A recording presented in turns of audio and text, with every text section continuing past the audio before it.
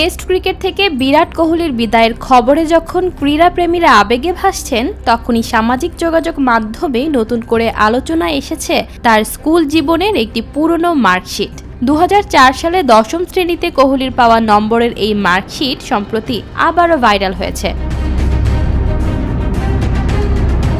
ভারতের central board of secondary education কয়েকদিন আগেই 2025 সালের 10ম ও দ্বাদশ শ্রেণীর পরীক্ষার ফল প্রকাশ করেছে। ঠিক সেই সময়টাতেই উঠে আসে কোহলির 2 দশকের আগের স্কুল জীবনের স্মৃতি। যদিও এই মার্কশিট প্রথম সামনে আসে 2023 সালে আইএস কর্মকর্তা জিতিন যাদবের একটি পোস্টের মাধ্যমে, কিন্তু এবার টেস্ট থেকে কোহলির অবসরের আবহে বিষয়টি আবারও আলোচনার কেন্দ্রে চলে এসেছে।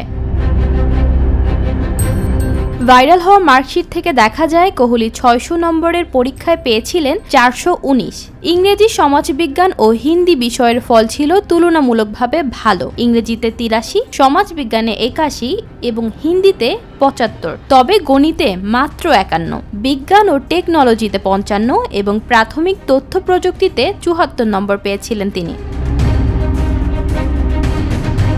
এই মার্কশিট শেয়ার করে জিতিন যাদব লিখেছিলেন, যদি শুধুই নম্বরই জীবনের মানদণ্ড হতো তাহলে আজ গোটা ভারত কোহলিকে নিয়ে গর্ব করত না। প্রকৃত সাফল্যের মূল চাবিকাঠি হল প্যাশন আর একনিষ্ঠতা।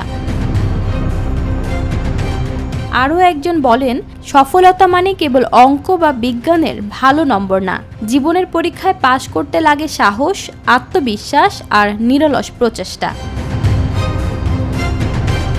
বিরাট কোহলির এই পুরনো মার্কশিট যেন এক অদ্ভুত প্রতীক হয়ে উঠেছে, যেখানে লেখা আছে শুধুমাত্র পরীক্ষার রেজাল্ট নয়, মানুষের জীবনে এগিয়ে যাওয়ার আসল পরিচয় হয় তার অদম্য ইচ্ছাশক্তি আর অটুট লক্ষ্যের মাধ্যমে। ঈশিতা রহমান, নিরপেক্ষ, নিউজ ডেস্ক।